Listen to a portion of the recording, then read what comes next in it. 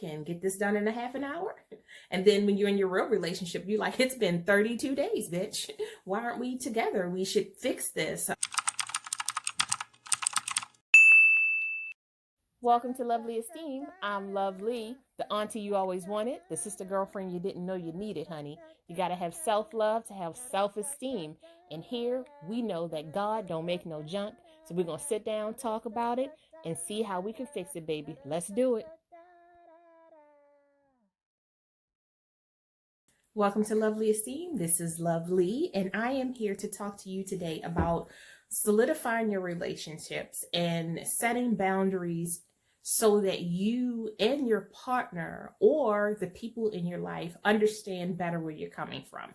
For many of us, we have this like innate need to feel relevant. We need to feel like we are saving someone. We want to feel like we are fulfilling our destiny.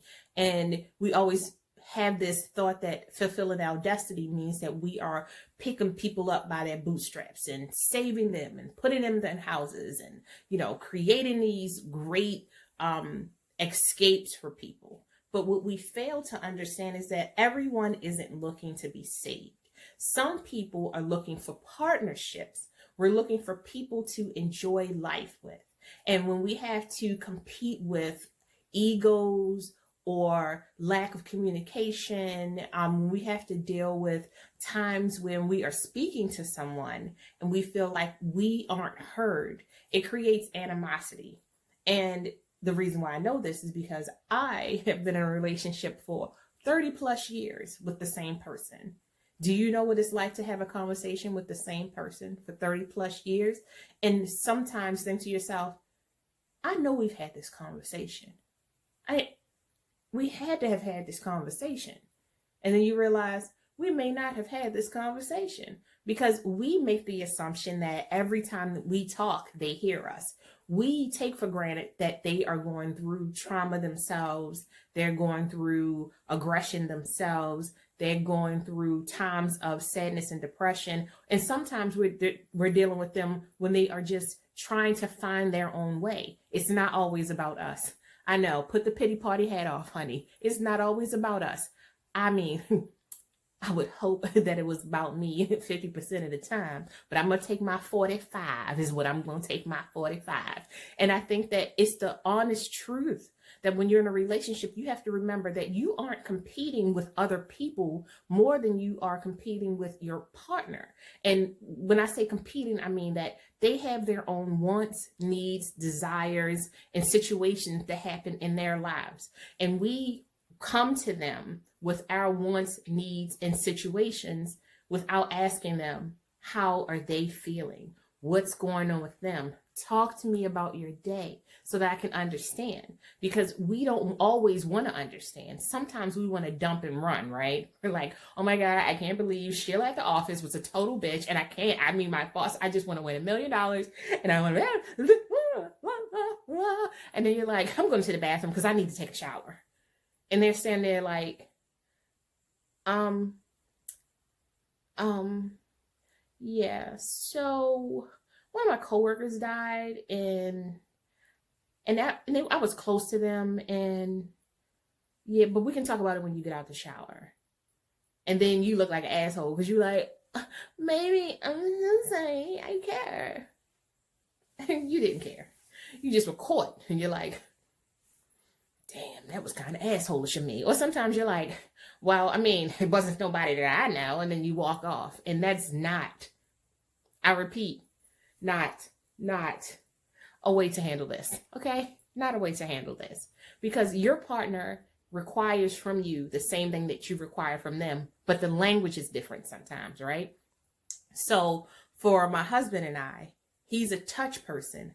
I am a no-touch zone a lot of the times. I mean, as fancy free as you think I am, I'm like, whoo, I am out of people skills and touch skills. I just need a moment because we're together all the time. I don't know what to do with this. Like when I said I would love you till death do us part, did it mean that we were never going to part?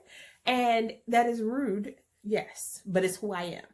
And it took a long time for me to be able to say that out loud, right? Because you were told that when you have a husband, you are indebted to him and you shall worship the ground that he walks on.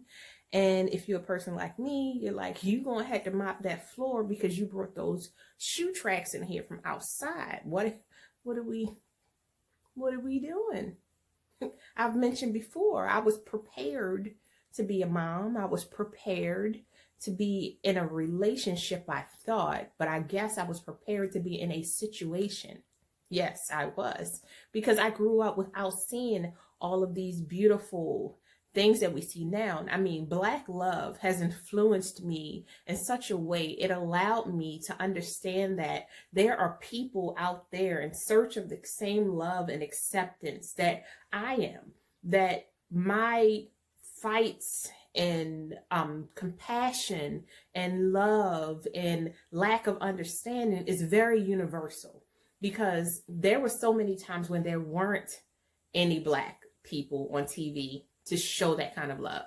And I'm not talking about the Huxtables. I understand. Yeah, they were loving, but it is not the same as when you can look into another person's eyes and see their pain, and their pain mirrors your pain. And then you can see and hear them talk about what resolution looks like. Can you hear that? You can see and hear them talk about what resolution looks like. Because for so many of us, we get into these relationships and we are creating relationships based off of these TV characters, these people that we will never meet, who don't even exist, who need 29 minutes of your time so that they can get their advertising slots. And they want to make sure they give you like a little pinch of like hard hitters, right? Like, And it was like, So if we don't like something about each other, we can get this done in a half an hour. And then when you're in your real relationship, you're like, it's been 32 days, bitch. Why aren't we together? We should fix this. Hey, I said, I love you. And then you say you love me. And then you say we're one happy family. And then we hug, because that's what Barney said, right? And you're like, nah, because you were disrespectful. You were unkind. You might have talked about my mama. I might have talked about your mama. Hell, we might have talked about anybody's mama, but we didn't talk about the initial pain that we caused each other. So like hearing your partner, understanding that there are times when their wants and needs are more important than yours to them.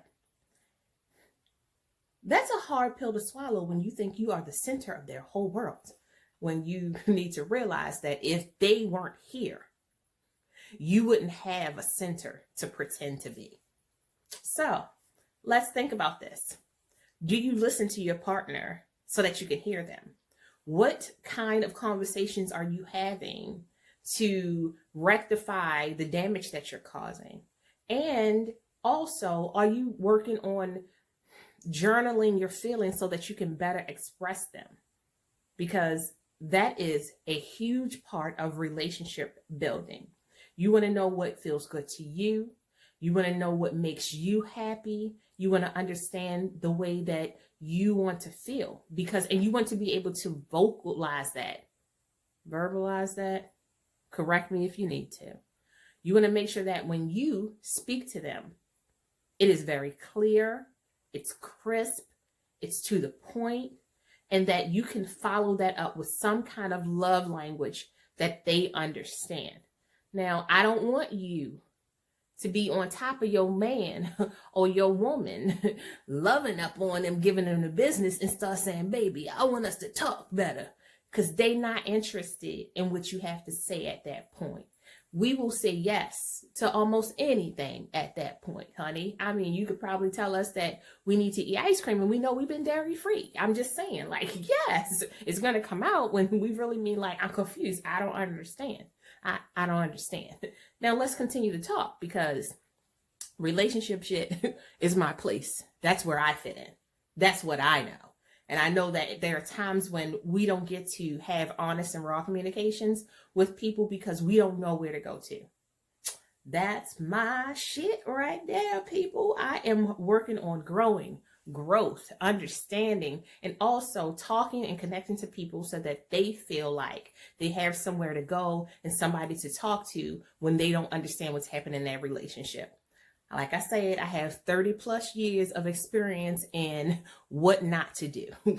I'm working on what to do now because relationships ain't easy, honey. Relationships ain't easy. You have a good night. Peace. I will talk to you guys soon.